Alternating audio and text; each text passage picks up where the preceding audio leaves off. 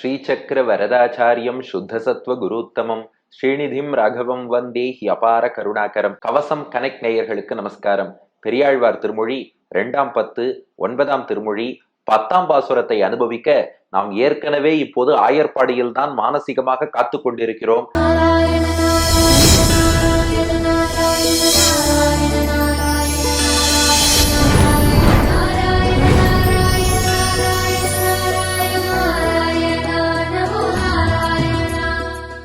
இதுவரை பெரியாழ்வார் யசோதைக்கு மற்ற கோபிகைகள் ட்விஸ்ட் வச்சா, இப்ப கிருஷ்ணனே ஒரு ட்விஸ்ட் வச்சுட்டான்.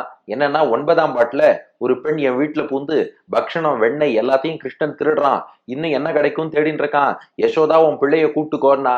யசோதை கூப்பிட்டு பார்த்தா கண்ணனை காணோம், குரலே வரல. சரி உள்ள போவோன்னு பார்த்தா உள்ளேயும் கண்ணபிரானை காணவில்லை. அந்த பெண் கிட்ட கேட்டாலாம் பெரியாழ்வார் யசோதை, என்னமா இது, உன் வீட்டுலதான் கிருஷ்ணன் விஷமம் பண்றான்னு, உள்ளேயே இல்ல, பொய் சொன்னியான்னா. இல்லவே இல்ல, உள்ளதான் இருக்கான்னா அந்த பெண். இல்லையம்மா, எல்லா இடத்துலயும் தேடி பார்த்துட்டோமே, காணுமே அப்படின்னு இவ சொல்லிட்டு இருக்கும் போதே பக்கத்து வீட்டுல இருந்து ஒரு பெண் ஓடி வந்தாலாம். ஐயோ, கிருஷ்ணன் என் வீட்டுக்குள்ள புது விஷமம் பண்றான். பெரியாழ்வார் யசோதை பார்த்தா, ஏமா சொல்றதுல ஏதாவது கொஞ்சமாவது நியாயம் தர்மம் வேண்டாம். நான் கண்ணனை கொண்டு வந்து என் ஆத்துலதான் விட்டுருந்தேன், அவன் எங்க ஆத்துலதான் இருப்பான், நீங்க தான் வலுக்கட்டாயமா இழுத்துன்னு வந்து உங்க ஆத்துல விஷமம் பண்றான்னு இவ ஊத்தி சொன்னா. இங்க தேடினா கண்ணன் இல்ல, நீ என்னடானா இங்க இல்ல அங்க வந்து விஷமம் பண்றாங்கிற, இதெல்லாம் நம்பும்படியாவா இருக்கு அப்படின்னு கேட்டாலாம் பெரியாழ்வார் யசோதை.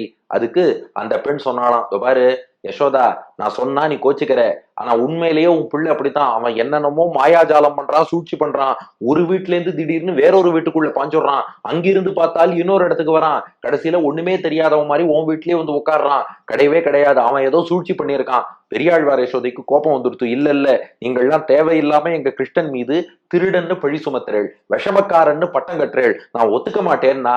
இப்ப அந்த பெண் பெரியாழ்வார் யசோதைய கன்வின்ஸ் பண்ணி என் வீட்டுக்கு வான்னு அழிச்சிட்டு போறா. அதுதான் 10ஆவது பாசுரம். அப்ப இது எந்த இடம்? 9ஆவது பாசுரத்துல ஒரு கோபிகை வந்தாளே, 5ஆவது கோபிகை, அவள் வீட்டுக்குள்ள அந்த கோபிகையும் இருக்கா, பெரியாழ்வார் யசோதையும் இருக்கா. இப்ப 6ஆவது கோபிகை நம்பர் 6 வந்து பெரியாழ்வார் யசோதைட்ட, உன் பிள்ளைதான் விஷமம் பண்ணா, அவன் என் வீட்டுலதான் இருக்கான், இங்கே வா என்று அழைக்கிறாள். பாசுரத்தை பார்த்துருவோமா?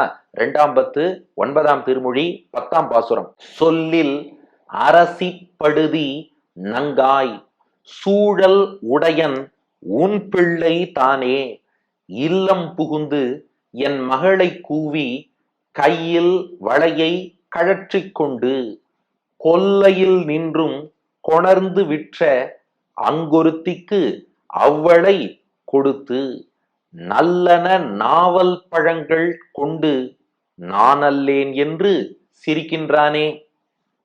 சொல்லில் அரசிப்படுதி நங்காய் சூழல் உடையன் உன் பிள்ளைதானே, இல்லம் புகுந்து என் மகளை கூவி கையில் வளையை கழற்றி கொண்டு கொல்லையில் நின்றும் கொணர்ந்து விற்ற அங்கொருத்திக்கு அவ்வளை கொடுத்து நல்லன நாவற்பழங்கள் கொண்டு நான் அல்லேன் என்று சிரிக்கின்றானே. சொல்லில், சொல்லில்னா சொன்னால்னு அர்த்தம். உன் பிள்ளை விஷமம் பண்ணா அப்படின்னு சொன்னா. சொல்லில் அரசிப்படுதி, அரசிப்படுதல்னா கோபப்படுதல்னு அர்த்தம். அரசிப்படுதி அப்படின்னா கோபப்படுகிறாய். நங்காய், நங்கைனா எல்லா குணங்களும் பரிபூர்ணமாக நிரம்ப பெற்றவள். யசோதை பெண்ணுக்குரிய குணங்கள்லாம் பரிபூர்ணமா நிரம்பியவள் தானே. சொன்னா மட்டும் ஏண்டி கோவப்படுற? உன் பிள்ளை உண்மையிலேயே விஷமம் பண்றான், பண்றதைத்தானே சொல்றோம். உள்ளதை சொன்னா பைத்தியம்னு சொல்லுவ போல இருக்கு, உள்ளதை சொன்னா கோவப்படுவ போல இருக்கு. சொல்லில் உள்ளதை சொன்னால், உன் பிள்ளை செய்ததை சொன்னால் அரசிப்படுதி நங்காய், நன்னா கோவப்படுறியே அப்படின்னு கேட்டா அந்த பெண்.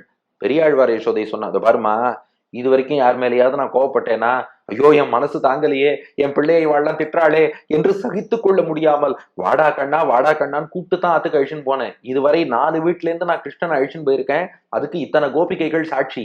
ஆனா இவ வீட்டுல அவன் விஷமமே பண்ணல, உள்ள கிருஷ்ணனே இல்ல, ஆனா கிருஷ்ணன் விஷமம் பண்றான்னு இவ போய் சொல்றா.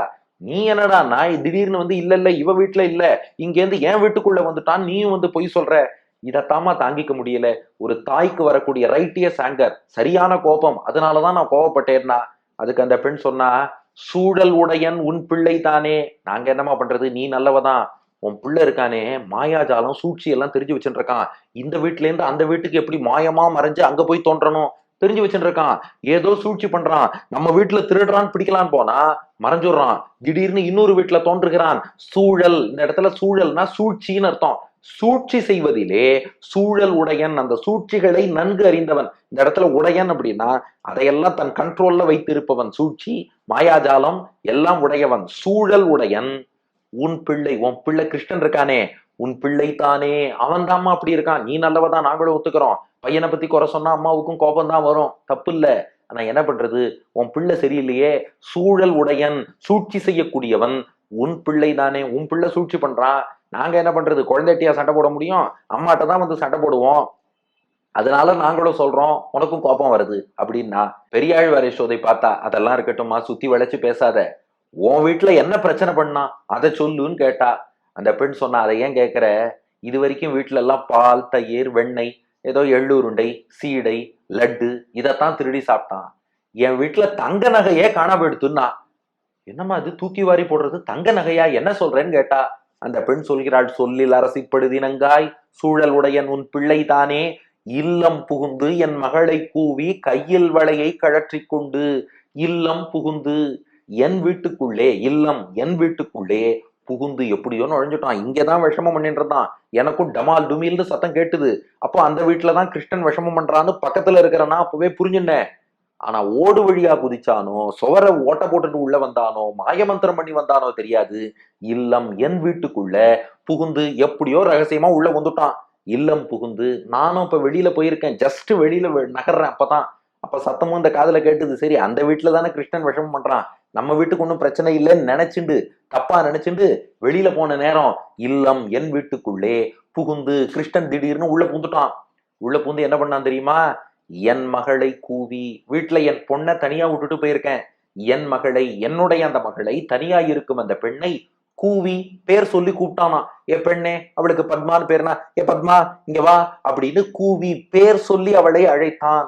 கூப்பிட்டதோட இல்ல, அவள்கிட்ட பேச்சு கொடுத்து அவ கையை அப்படியே பிடிச்சானோ. என்னம்மா, கையணைந்த வேளையிலே கண்ணிரண்டும் மயங்குவதே, மின்சாரம் பாய்வது போல் மேனியெல்லாம் நடுங்குவதே, ஓஹோ வஞ்சி இடை கெஞ்சுவதேன் பிஞ்சு மொழி கொஞ்சுவதேன், கெஞ்சுவதும் கொஞ்சுவதும் வஞ்சியரின் சீதனமே அப்படின்னு இவன் கேள்வி கேட்க அவன் பதில் சொல்ல, ரெண்டு பேரும் பேசிட்டே கையில் வளையை கழற்றி கொண்டு. எல்லாம் கைய பிடிச்சதெல்லாம் எதுக்குன்னா, அவ கையில தங்க வளையல் போட்டுருக்காளாம். மணவாள மாமுனிகள் வியாக்கியானத்துல நுட்பமான ஒரு பாயிண்ட் போட்டிருக்கார், அது ஒரு அடையாள வளையல் அப்படின்னு. ஏன்னா பின்னாடி இந்த அம்மா கண்டுபிடிக்க போற அந்த வளையலை, அது எப்படி உன் பெண்ணின் வளையல்னு கண்டுபிடிச்சேன்னா, இங்கேயே மாமுனிகள் வியாக்கியானம் பண்ணிட்டார், அது அடையாள வளையல். அதாவது அந்த பெண்ணுக்கு பத்மான் பேருனா அதுல ஆங்கிலத்துல பீன் போட்டுக்கிறா இல்லையா, அவளுடைய பேர் முதல் எழுத்தியதோ அதை மோதிரத்திலேயோ செயின்லயோ போட்டுக்கிறா இல்லையா, அது போல அந்த வளையலும் ஒரு அடையாள வளையலாம். அதுல அவ பெயரோ பெயரின் முதல் எழுத்தோ ஒரு அடையாளமாக இருக்கு. அது என்ன அடையாளம் நமக்கு தெரியாது, மாமுனிகள் வியாக்கியானத்துல அடையாள வளையல்னு மட்டும் காட்டியிருக்கார். அந்த கையில் வளையை, கையில அணிஞ்சிருந்தாலே வளையல், அதை கழற்றி கொண்டு அவளுக்கே தெரியாம நைஸா உருவிட்டானா கிருஷ்ணன். அப்பா, தங்க வளையல் கிடைச்சுடுத்து. உருவிட்டு அவள்கிட்ட பேசிட்டு போயிட்டு வரேன்னு டாட்டா காமிச்சிட்டு வெளியில வந்துட்டான் கிருஷ்ணன். இல்லம் புகுந்து, அப்ப ரகசியமா நான் வெளில போன நேரம் வீட்டுக்குள்ள வந்தான், என் மகளை கூவி என் பொண்ணை பேர் சொல்லி கூப்பிட்டான், கையில் வளையை கழற்றி கொண்டு, கையில இருந்த தங்க வளையல் அடையாள வளையலை கழட்டின்னு போயிட்டான். வாசல்ல வந்து அப்படியே நிக்கிறான், யார் கிடைப்பான்னு. அப்பதான் ஒரு பெரிய நாகப்பழ கொல்லை, அந்த நாகப்பழ கொல்லையிலேருந்து நாகப்பழங்கள்லாம் பறிச்சுட்டு அதை ஒரு கூடையில வச்சு ஒரு நாகப்பழக்காரி நாகப்பழங்கள் வித்துண்டு வந்தாளாம் சாலையில. நாகப்பழம் வாங்கலையோ நாகப்பழம், நாகப்பழம் வாங்கலையோ நாகப்பழம்னு கொல்லையில் நின்றும் கொடர்ந்து விற்ற அங்குருத்திக்கு. கொல்லையில் நின்றும், இந்த இடத்துல கொல்லை அப்படின்னா நாகப்பழ கொல்லைன்னு அர்த்தம்.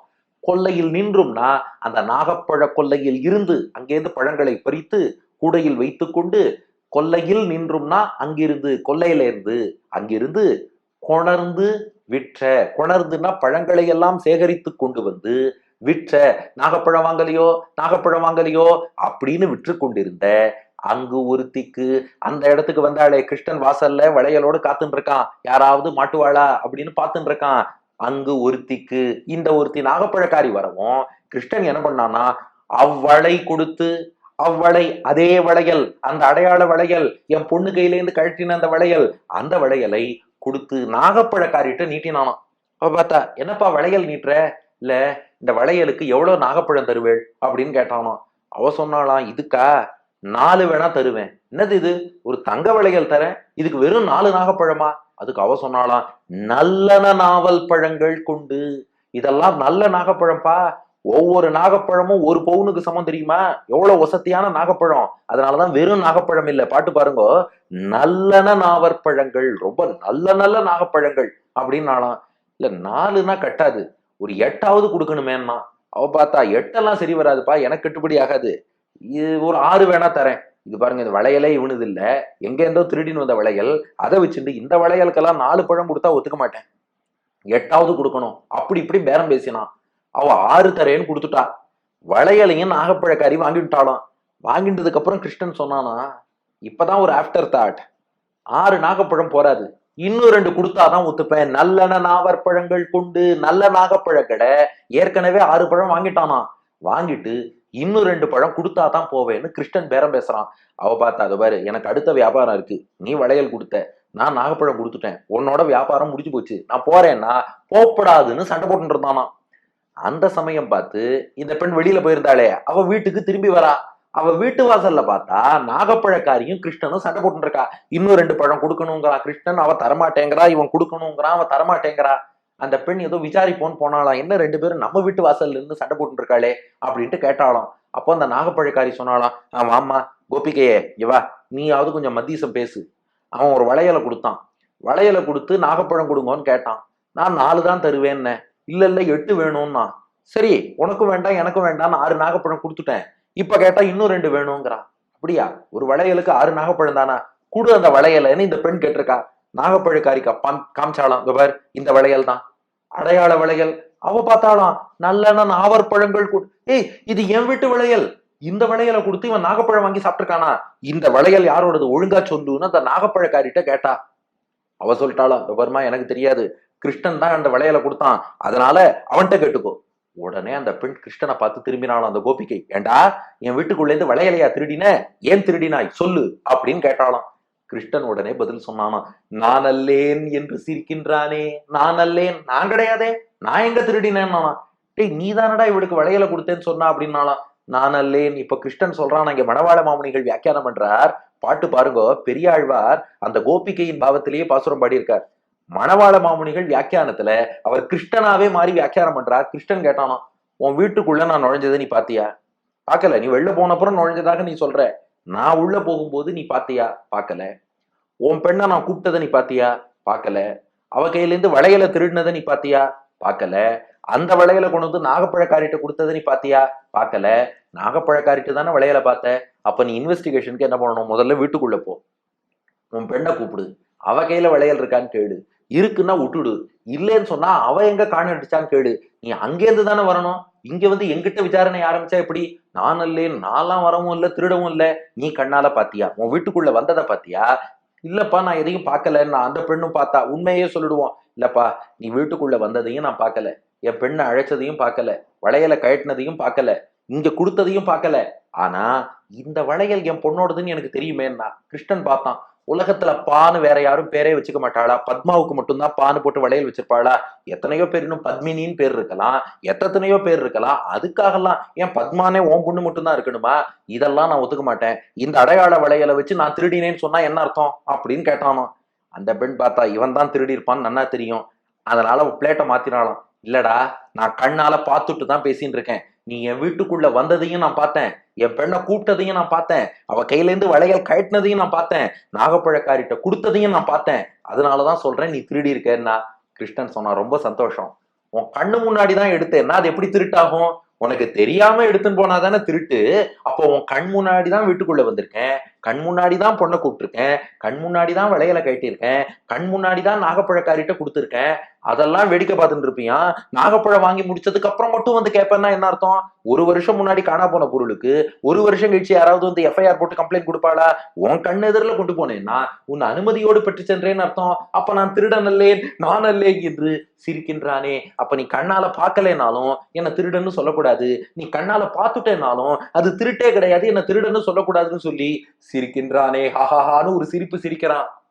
அம்மா, உன் பிள்ளைய தயவு செஞ்சு வந்து கூட்டின்னு போ, என் வீட்டுலதான் இருக்கான் அப்படின்னு பெரியாழ்வார் யசோதையிடம் அந்த பெண் சொல்வதுதான் 10வது பாசுரம்.